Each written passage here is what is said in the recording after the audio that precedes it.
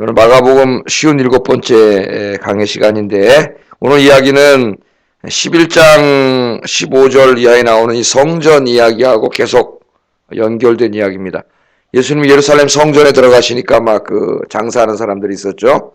멀리서 오는 사람들을 위해서 이제 동물도 팔고 동전도 바꿔주고 이런 사람들이 있었는데 이 사람들이 이제 평상시보다 명절 때는 사람들이 많이 오니까 폭리를 취해가지고 막 3배, 4배, 5배 막 이렇게 장사를 하면서 돈을 벌고 이런 모습을 보고 예수님께서 막 책상을 집어 던지고 의자를 집어 던지고 채찍으로 막 때려가지고 쫓았어요. 참 놀라운 모습이죠. 그걸 그리면. 그 예수님께서 막, 어떻게 보면 막 폭력이죠. 막, 예? 책상 의자를 다 집어 던지고 채찍으로 때렸으니까. 성전에서 다 내쫓고, 그 다음날 성전에서 또 들어가셔가지고 하나님 말씀을 가르치시니까 대제사장하고 어제 우리 아침에 살펴봤죠. 서기관, 율법 학자들이죠. 서기관들하고 백성의 지도자들인 장로들, 사내들인 공의원들이 예수님 찾아와가지고 도대체 네가 무슨 권위로 이런 일을 했느냐. 어떻게 그렇게 질문을 했습니다. 이 성전의 최고 권위자는 난데 대제사장이 난 너에게 이런 권세를 준 적이 없는데 내가 이런 걸 허락한 적이 없는데 그리고 그 동전 바꿔주는 사람들하고 동물 파는 사람들은 내가 허락해서 한 사람들인데 네가 도대체 무슨 권위로 그걸 못하게 했고 네가 도대체 무슨 권위로 지금 그런 일을 했느냐 예수님께 물어봤더니 예수님이 대답하셨어요 안 하셨어요? 대답 안 하시고 우회적으로 그럼 나도 너에게 먼저 질문을 할 테니까 대답을 하면 나도 대답하겠다. 예수님이 그랬죠. 질문한 게 뭐냐면 세례 요한의 세례에 대해서 물어봤어요. 세례 요한의 세례가 하늘로부터 온 세례냐 땅으로부터 온 세례냐 사람으로부터 온 세례냐 이렇게 물어봤더니 이 제사장들하고 서기관들하고 이 장로들 가만히 생각해 보니까 자기들은 세례 요한을 믿지 않아요. 당연히 그냥 사람으로부터 온 세례라 그래야 되는데 그렇게 말했다가는 지금 여기 있는 백성들 중에 세례 요한을 존경하고 선지자로 섬기는 백성이 많기 때문에 그렇게 얘기했다가는 돌멩이마저 죽을지도 몰라. 겁이라. 에? 그러면 살아나려면은 하늘로부터 왔다 그래야 되는데 하늘로부터 왔다 그러면 이제 왜 네가 그럼 세례 요한을 믿지 않았냐고. 그러니까 이 생각을 하다가 우리 모르겠다 그랬죠. 모르겠다. 대답을 안 했어요. 비겁하게 모르겠다. 그랬더니 예수님이 너희가 대답하지 않으면 나도 대답하지 않겠다. 어제 그렇게 얘기를 했지만 세례 요한의 세례를 물어봄으로써 예수님이 자신이 바로 하나님의 아들임을 성전의 주인임을 이야기한 말씀입니다. 어제 제가 이렇게 말씀드렸죠. 세례 요한이 왜냐하면 세례를 베풀 때 예수님에게 세례를 줄 때 하늘문이 열리고 성령이 비둘기같이 예수님께 내려와서 이는 내 사랑하는 아들이고 내 기뻐하는 자다. 그렇게 이야기한 걸 기억시키는 거예요. 그래서 이제 우회적으로 이야기한 다음에 오늘 12장 1절 12절까지가 사실은 연결된 겁니다. 쭉 성전 이야기하고 여기서 하나의 비유로 예수님께서 무슨 권위로 네가 성전에 와서 이런 일을 하느냐 거기에 대해서 이 12절이 비유로 답변을 한 거예요. 비유로. 이 비유는 포도원 비유로 너무 유명한 비유고 이사야 5장에 있는 말씀을 그대로 조금 각색해가지고 예수님께서 이야기하신 겁니다. 이사야 5장에 보면 하나님께서 그 포도원을 만들고 이스라엘을 포도원에다 비유하죠. 거기다 좋은 포도를 심어서 아주 정말 맛있는 포도가 열릴 줄로 기대를 했는데 그 포도가 맛있는 포도가 열린 게 아니라 들포도가 열려가지고 먹지도 못하고 쓸모도 없는 포도나무라는 건 여러분 아시지만 그건 무슨 쓸 수가 없잖아요. 제목으로. 예? 가다란 이런 이렇게 넝쿨 비슷한 게 이렇게 돼 있어가지고 열매도 먹을 수가 없고 그래서 이스라엘이 쓸모가 없게 된 얘기를 이사야 5장에 하시는데 예수님이 그 얘기를 여기 이제 하시는 거예요. 이사야 5장에서는 이사야를 통해서 얘기하셨지만은 하나님께서 인간의 몸을 입고 직접 이 땅에 오셔서 그 이야기를 하시는데 포도원 이야기를 합니다. 포도원 만들어서 소작을 주고 가서 소출을 받으려고 종들을 보냈는데 종들을 때리고 그 다음 또 종들을 보면 또 때리고 나중에 외아들까지 보냈는데 야, 이 외아들은 상속자니까 죽이면 이 포도원이 우리께 되지 않겠느냐. 그래서 외아들까지 죽였다. 이 얘기를 했죠. 그랬더니 이 사람들 얘기를 듣고 뭐라 그래요? 12절 한번 읽어보겠습니다. 시작.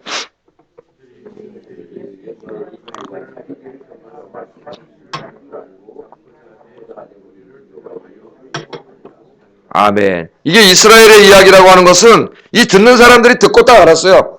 자기들을 책망하는 이야기라는 것을.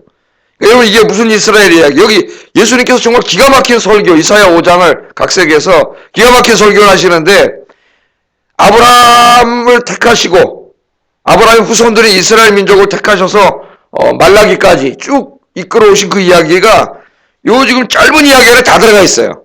다 들어가 있어요. 아담이 어떻게 죄를 져가지고 모든 인류가 죄로 인해서 다 하나님 심판을 받게 됐는데 하나님이 세상을 구원하시려고 그 중에서 아브라함을 택하셨죠. 창세기 12장부터 아브라함을 택하시고 그의 아들 이삭을 주시고 그 다음에 야곱을 주시고 이렇게 해서 그 야곱의 12아들 주시고 이스라엘 큰 민족을 이루게 하시고 애굽에 있을 때 구원하셔서 가나안 땅으로 오게 하셔서 한 민족이 되게 하시고 우리 그 창세기, 출애굽기, 레위기, 민수기, 신명기, 여호수아까지 그죠? 이게 쭉 성경을 이렇게 쭉 아는 게 참 중요해요. 역사적으로, 통시적으로 쭉 아는 게. 그래서 이스라엘에게 율법과 성전을 주셔가지고 이스라엘 백성들이 율법을 지키고 성전에서 하나님을 예배하고 그렇게 함으로 열방의 빛이 이 죄악으로 어두워진 이 세상을 비추는 빛이 되게 하심으로 온 세상을 구원하게 하시려고 하나님이 계획을 세우셨는데 이들이 어떻게 했어요? 열방이 빛이 된 게 아니라 오히려 자신들이 열방과 같은 어둠이 됐다는 거죠. 어둠이 돼. 더 큰 죄를 짓고 더 큰 어둠이 됐어요. 이스라엘 백성들이. 하나님께서 이걸 깨닫게 하시려고 선지자들을 계속 보내셨는데 선지자들의 말을 들은 게 아니라 지금 에스겔에서도 우리가 보시면 어떻게 해요? 선지자들 때리고 죽이고 계속 그 얘기 아니에요. 이게. 나중에는 지금 외아들까지 여기 와 있는데 예수님 자신이죠. 예수님까지도 십자가에 죽일 거라는 것을 예수님이 여기에서 말씀을 한 거예요. 그랬더니 자기들을 향한 얘기인 줄 알고 잡아갖고 예수님 죽이고 싶었는데 거기서 죽이려고 그랬는데 사람들이 예수님을 따르는 사람들이 있으니까 두려워가지고 죽이지 못했다. 오늘 말씀이 그렇게 나옵니다. 그런데요, 이 사람들이 이렇게 실패했는데 이스라엘 백성들이 실패했다고 해서 하나님의 계획이 실패할 리는 없습니다. 인간이 실패했다고 하나님 실패하면 안 되죠. 하나님께서 우리 아영교회를 이 지역에다 일제시대 때 여기다 세워가지고 아영교회를 통해서 이 지역을 복음화시키려고 했다고 한번 생각해 보세요. 근데 우리들이 잘못해가지고 세상에 빛이 되지 못하고 세상에 욕먹고 뭐 이단이니 어째 이런 소리를 듣고 있었다고 생각해 보세요. 그렇다고 하나님이 이 지역을 구원하려고 했던 계획이 실패하나요? 실패하지 않아요. 하나님 다른 교회들을 여기저기 막 세워가지고 그 교회들을 통해서 이 일을 하게 하세요.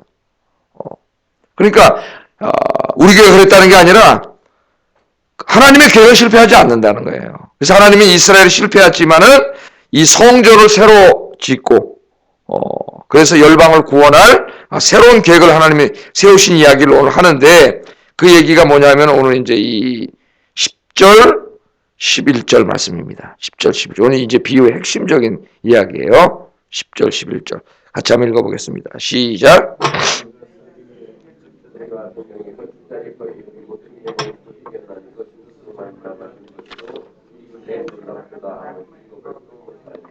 예, 아멘. 이 말씀은 이제 여러분이 보면 시편 118편 22절 말씀을 이 구약의 말씀을 인용하시고 이 말씀 무슨 말씀이냐면 마지막 때 메시아가 오면은 새 성전을 지을 것을 예언하시는 말씀입니다.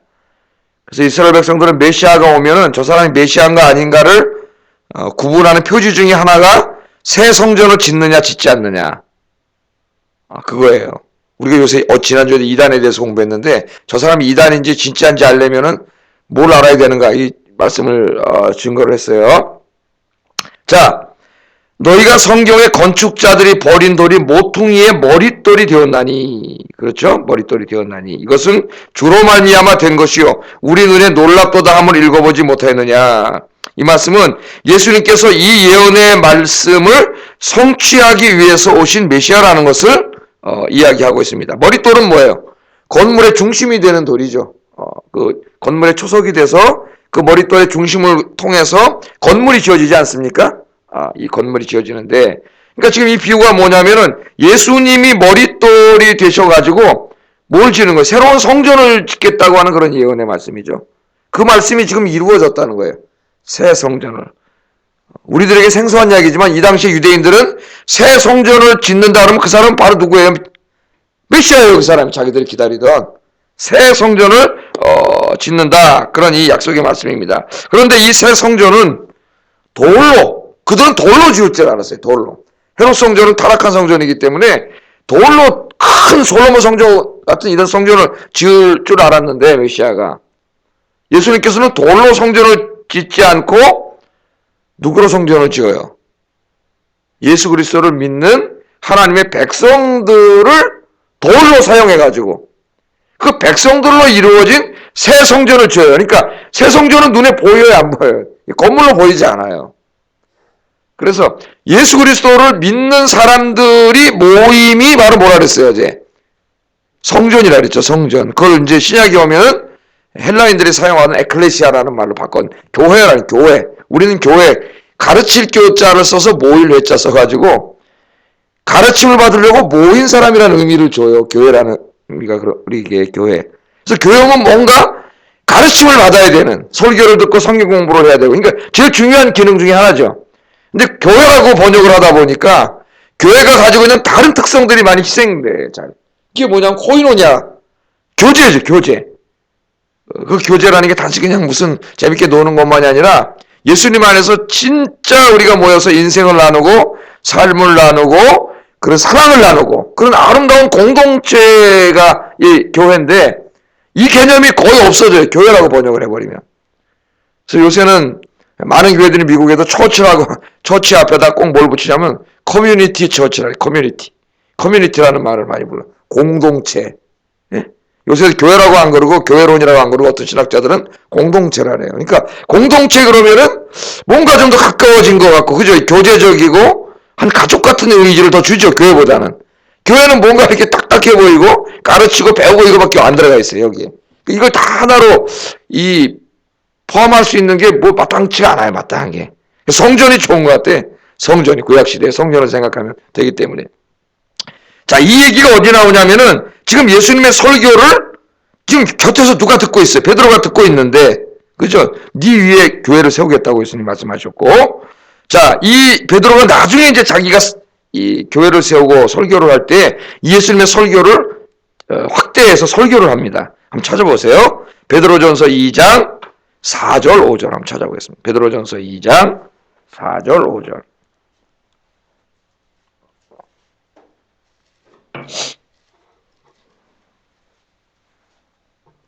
아유, 이 새벽에 성경 말씀도 공부하고 신학도 배우고 그러니 얼마나 좋습니다. 새벽반인 새벽반.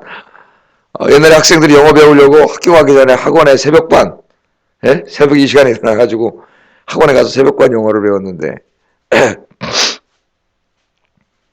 자, 찾으셨어요? 같이 한번 읽어보겠습니다. 4절 5절 시작.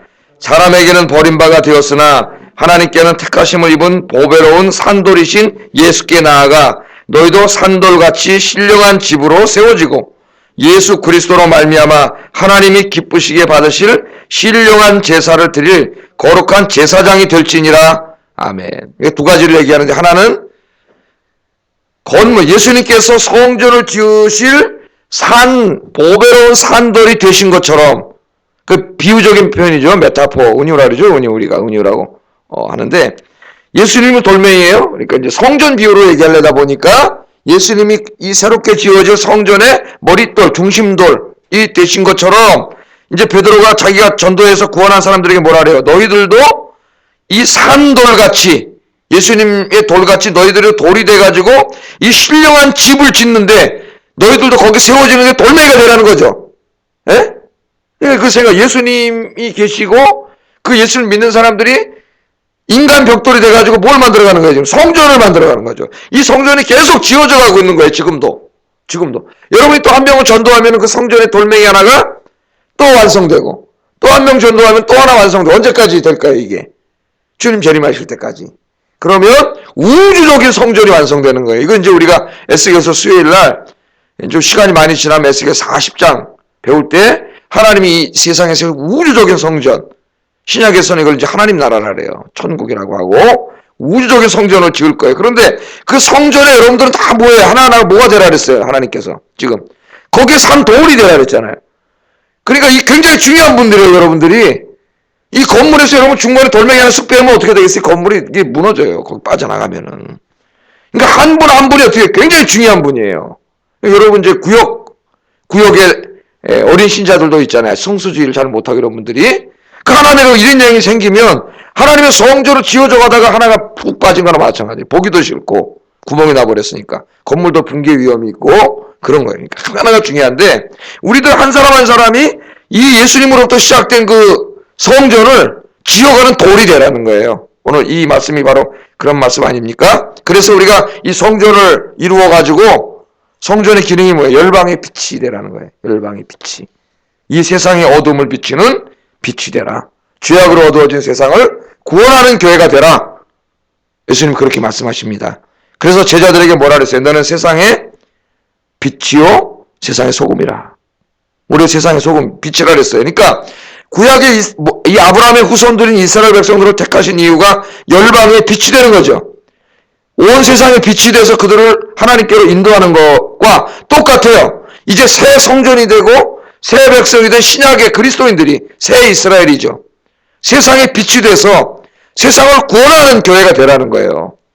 저 여러분들이 이 사명을 주셨어요. 그러니까 이스라엘은 실패했지만 하나님은 실패하지 않으시고 하나님이 새 이스라엘을 주님을 중심으로 하는 새 이스라엘을 만들어서 우리에게 이 세상의 빛이 되는 사명을 주신 겁니다. 그래서 우리들은 어떻게 해야 돼요? 우리 아영교회가 이곳에서 세상을 비추는 빛이 돼야 되고 여러분 한 분 한 분이 세상을 비추는 빛이 돼야 돼요.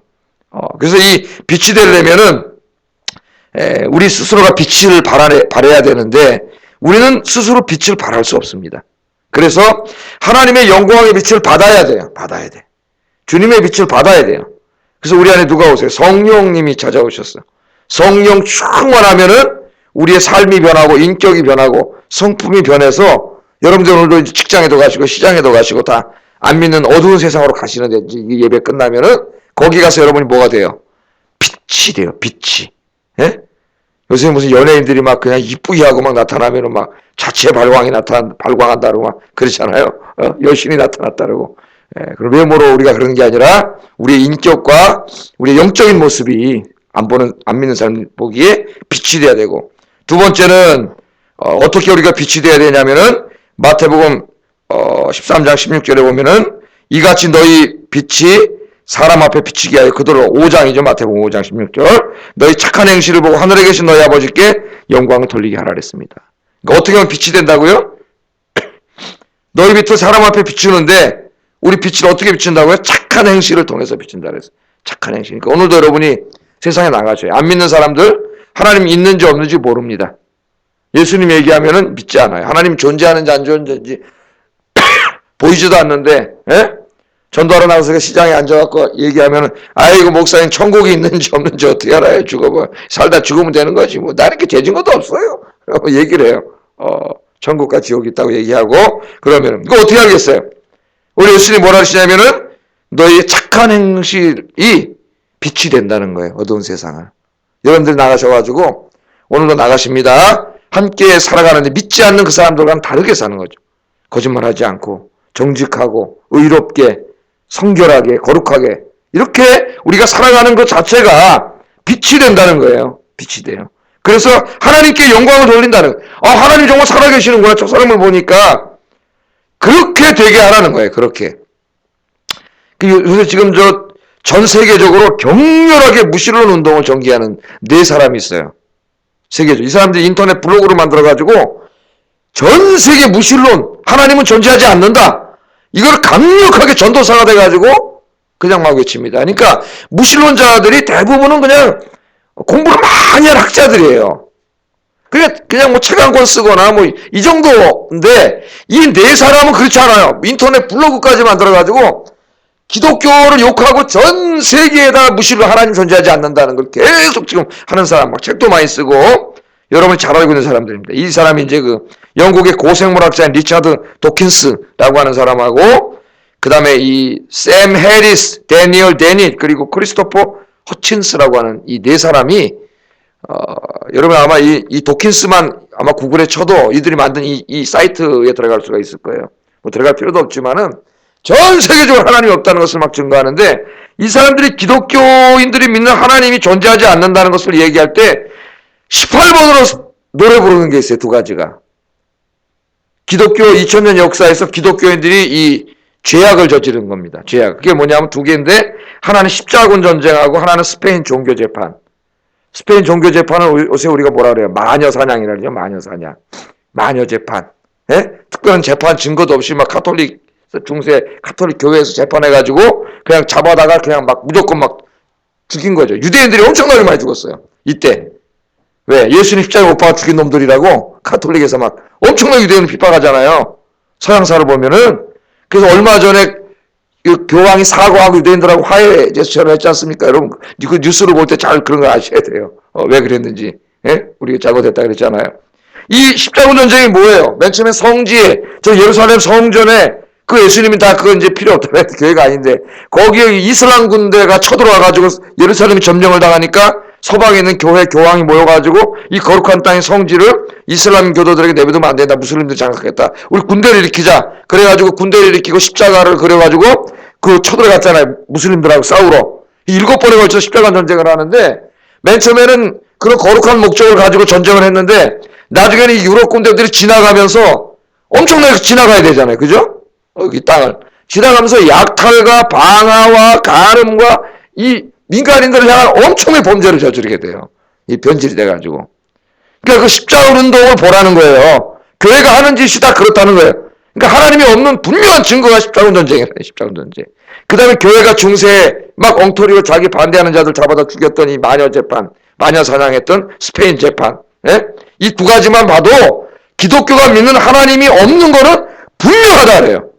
그러니까 이 사람들 책을 보면 항상 두 가지 이야기를 합니다. 물론 2000년 역사에서 기독교인들이 엄청나게 선행을 베푼 얘기는 하나도 하지 않아요. 인권운동했던 마틴 루터 킹 목사님이라든가 마더 데레사라든가 뭐 이런 얘기는 하나도 안 해요. 물론 이 사람들이 다 빼버리고 그 두 가지만 계속 얘기해요. 계속 얘기해. 그러나 우리가 여기서 하나 큰 교훈을 얻어야 됩니다.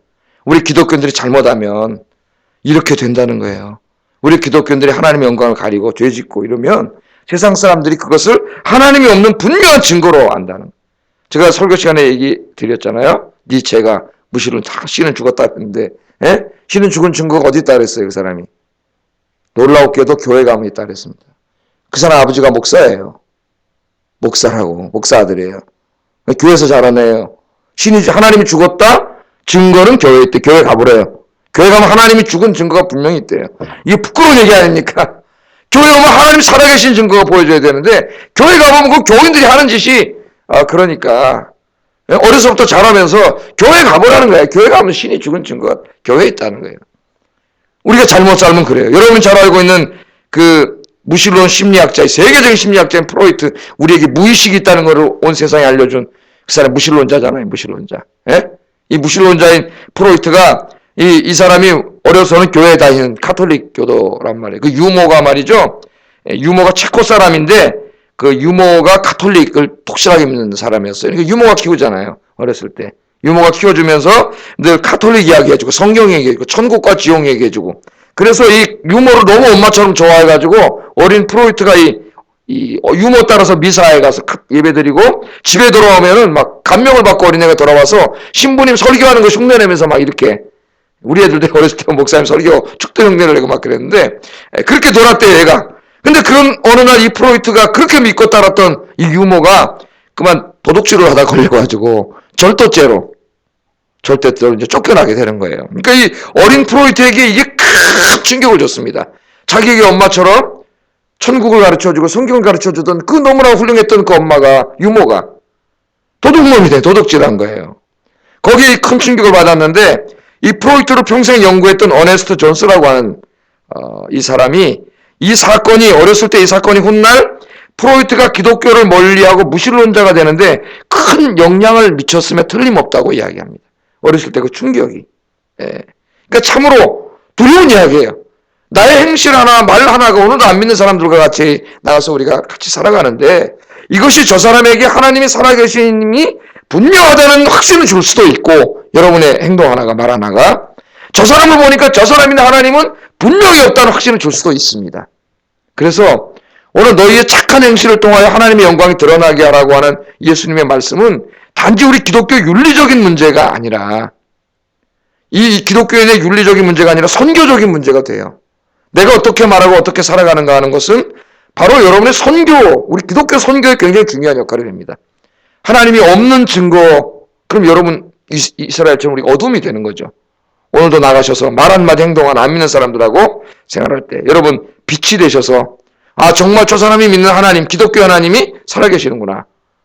나도 언젠가는 교회 가야지. 그런 모습을 분명히 보여주시는 여러분 되기를 주의 이름으로 축복합니다.